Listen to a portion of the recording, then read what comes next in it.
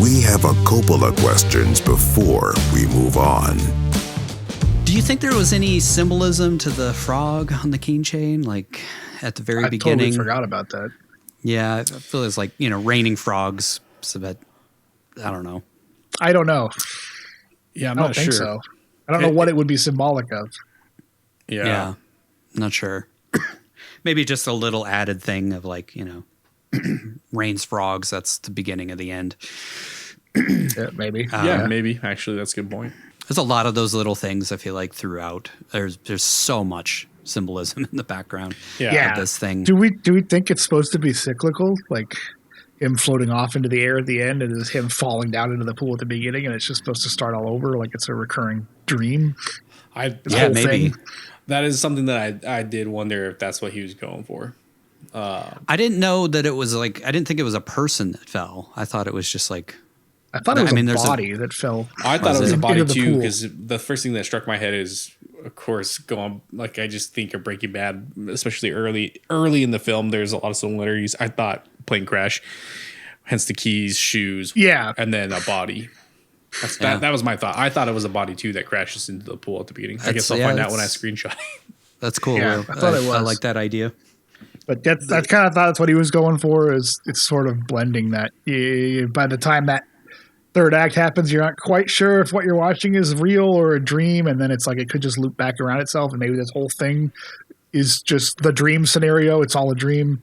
Mm-hmm. Yeah.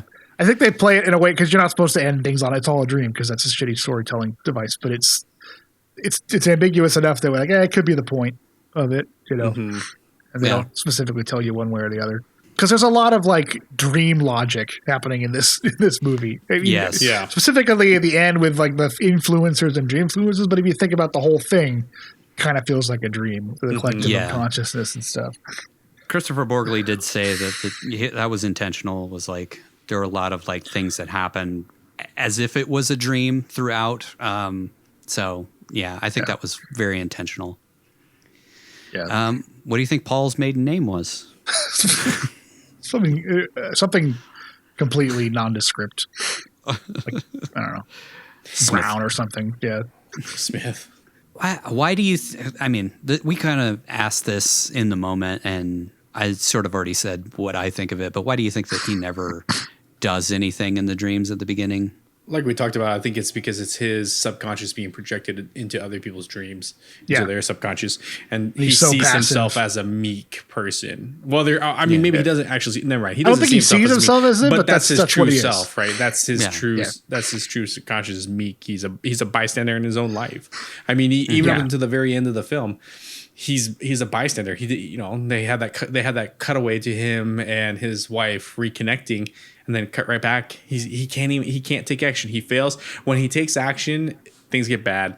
But the one time he needs to take action to correct his mistakes, that would actually help, he doesn't do it. He only takes action when it's going to ruin his life or lead to consequences that he'll have to try to overcome. Yeah. From coming in his pants to making that cringe video to showing up to his daughter's play.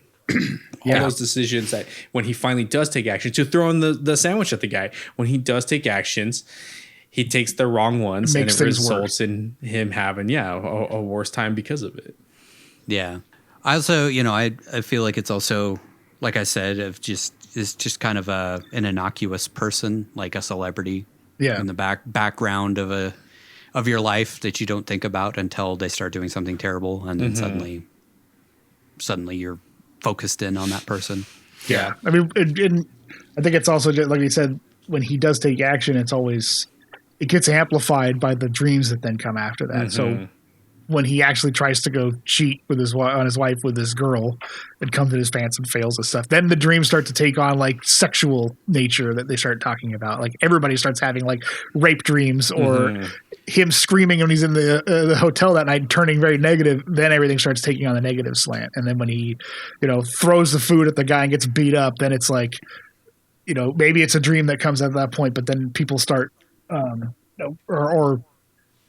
I lost what I was trying to say. When he finally takes the action of storming in on his daughter's play and injuring the woman and all of that, then he just loses everything. Yeah. he actually hurt somebody in real life for the first time. Yeah. But then it stops the dreams for some reason, Yeah. If it's still actually happening and not all dreams at that point anyway. But yeah, that's another question I have is like, did we shift him just now watching his nightmare in his head? Like how much of this is real, or is any of it real? Did the whole thing with Molly even happen? Was that just him fantasizing about it? Yeah. Yeah. And he's that feels so like good dream at lucid logic. dreaming. He projects it to happen. Like, I don't know, maybe, cause she makes that statement of like, no, you're not good in my dreams, and then he kind of fantasizes about it being a sexual thing. And then maybe that's all just fake. And like, it's just his imagining of what her dreams were. Mm-hmm. I don't know. I think that's intentionally left vague, so we never really get a sense. Like I think we're supposed to feel like we're in a dream throughout the whole movie anyway.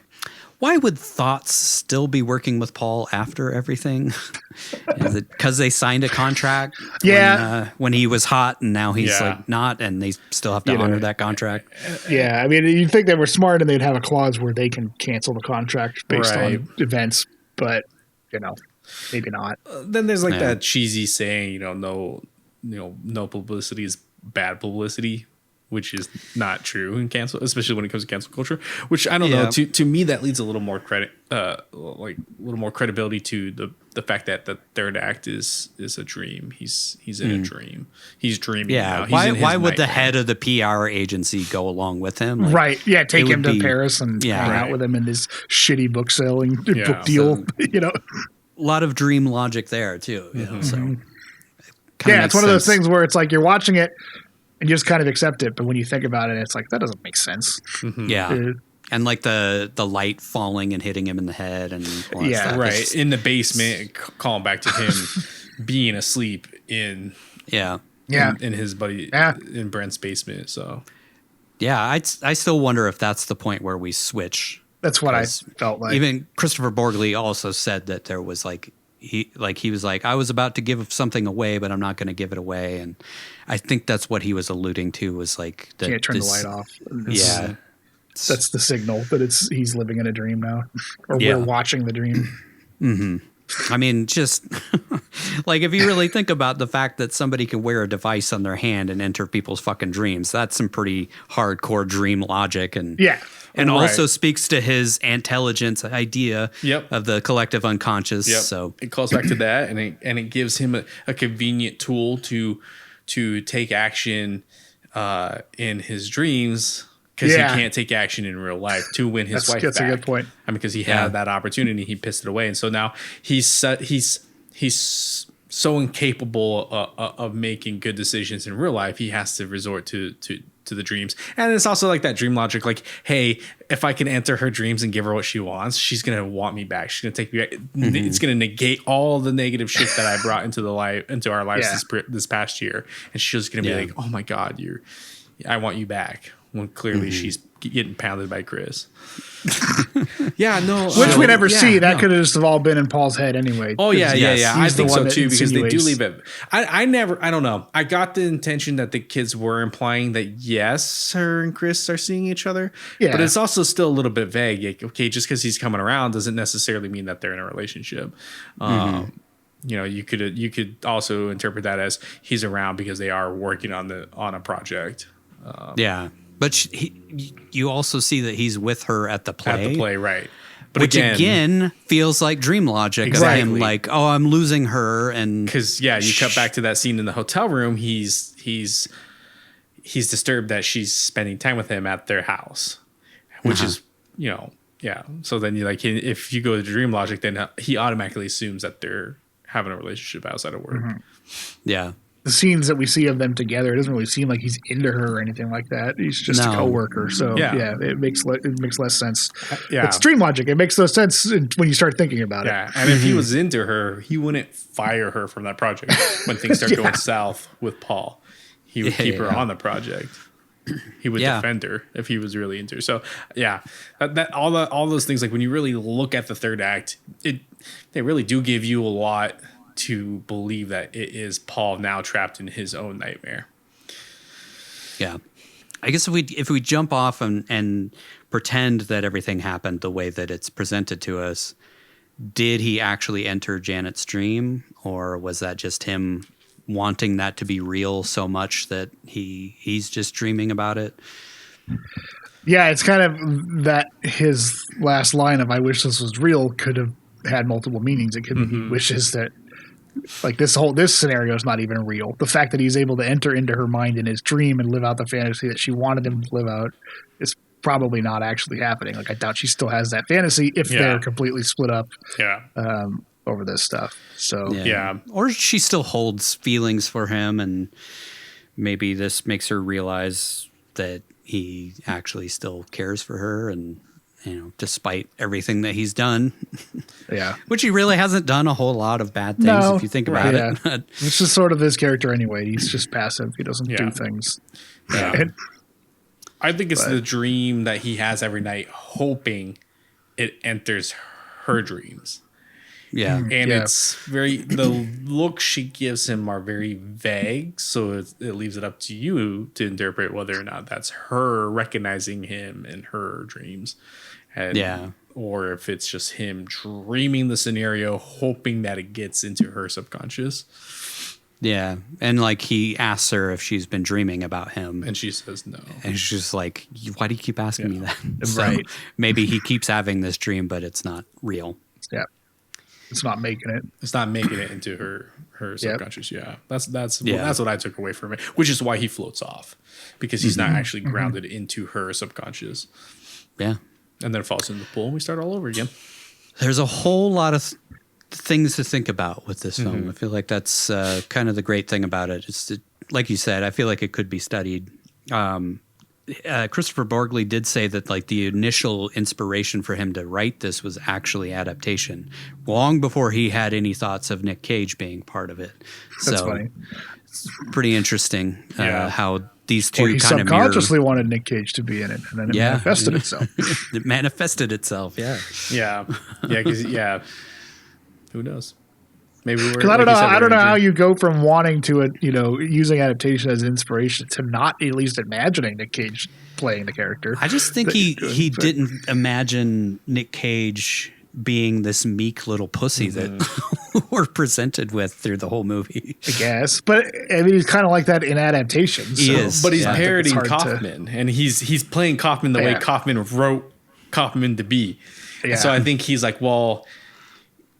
He's drawn inspiration from the actual person, and like, can he replicate that type of personality in somebody that doesn't exist? Which, I mean, it's Nic Cage, so obviously, it's funny though.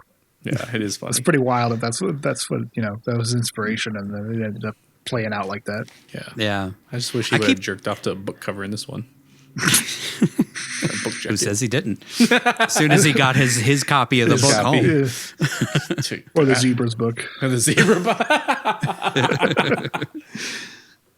I keep trying to find it. I kept looking it up, but he said it was really funny. It was like he said that his inspiration for a lot of the things that he watches or that he writes is Cronenberg mixed with like Looney Tunes or something. I can't remember what he said, but it was like a really like funny like combination of two things. Yeah.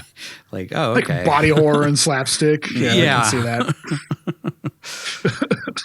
I mean, I guess you could sit there and question all day, but I don't really have any specific ones. I think you're just supposed to have questions and come to your own conclusions about a lot of this stuff. It's supposed to make you think. Because it makes no sense to even question the logic of stuff and ask questions because it might not even be real. So, yeah. You're left questioning through the whole thing. One of my big things with him is like I would love to ask him like, why the fuck are you still friends with these people that treat you so horribly? Like Richard, like what are you only friends with him because you're envious of him and you want to try to live vicariously through him and his success? Because I mean the guy shits on you all the time and you're so eager to go to his parties, and then when you get invited you're over the fucking moon. But I can't remember, were they colleagues or were they college buddies? They were college buddies. Yeah, so that's probably it. Like he's he's constantly stuck in the past of his past glories. True. Or like he peaked in college, it kind of feels like True. or he feels like he did. He could have, he reached that peak and then he could have gone further, but he never did for whatever reason or other and became a teacher. But it's like, that was when I was at my best. I was doing all this field work and I come up with all these theories about intelligence that I'd everything. And I was buddies with Richard and we were all, we were going to do great things. And so it just kind of feels like that fits the character of kind of being stuck in his past. Yeah. Which is why he's so eager to confront Sheila and why he's excited when Claire, that's right, his ex recognizes him, because that was like those were the best years of his life. Yeah. Yeah, Claire and Sheila, like both of them, he knew when he was younger and fitter and hotter, and actually doing something with his life and all that kind of stuff. Yeah, and I think he's also kind of like obsessed with status, but not like financial status, more academic status. Academic status, yes. He wants to be recognized in his field for his accomplishments, which he has not because he never went and did the work. Yeah, he never put any of the work into it. And that sort of goes back to Breaking Bad again. It's there's a lot of similarities. It really is crazy. And I'm not sure if he drew any of that, if he thought a little bit like, what if Walter White was just a loser the entire time and never became Heisenberg, but was being projected into people's subconscious, and how would Walter White, the meek version of Walter White, deal with that? Mm-hmm. Yeah, it is interesting because you think about there are a lot of I mean, I guess the one question I have is he actually brilliant? Like, is the intelligence a real thing that could have revolutionized the way that we thought about stuff? Or is that just something else in his head? Because, using the Walter White analogy, Walter White was a brilliant chemist. He could have done fantastic things and he didn't. So it's like, it kind of feels like Paul isn't that brilliant. He just thinks that he is. And that's part of why nobody has ever really given him a shot, because he doesn't do it, but it's like we don't know. It's just his dream is to have been brilliant enough to write this book and revolutionize the field. But nothing. I don't think we're shown anything that kind of backs up the fact that he is that capable. Aside from that woman ripping off his idea, he came up with the theory, but he never did the actual field work and all that kind of stuff. So I think he is kind of brilliant if this is a reality, which we're sort of given glimpses that it is a reality, what if that third act isn't a dream? It's like, if that's reality, then he knew that there was like a subconscious that we all shared. Right. Which I personally always think that that's actually a real thing. Not to get off on my own thoughts about these things, but I always feel like there's a connection between humans in some way. And if we could tap into it, we could probably change a lot of things. But yeah, I don't know, man. Yeah, man. Yeah, man. Let me go get a joint for this conversation. I don't want to make fun of you. Yeah. Smoke some weed for this, man. It sounds like it'd be a fun thing to discuss, but that's I haven't done nearly enough drugs as you, so I have no fucking clue. We'll save that for back into the cage when we sit down and take mushrooms, and we'll have the discussion. Yeah, it sounds like a good. But I mean, it does feel like there's something to that if you alter your state of mind. And enough people have similar experiences when they do that it feels like there's something. Yeah. No, I feel like, let's not. We're not going to talk about that. That's a deep conversation. We can go on and this on. This isn't a Rogan podcast where you talk about that shit for an hour. They're all going to do DMT. We can do Rogan. Let's go on Rogan. Have this conversation. Go on Tucker Carlson after that.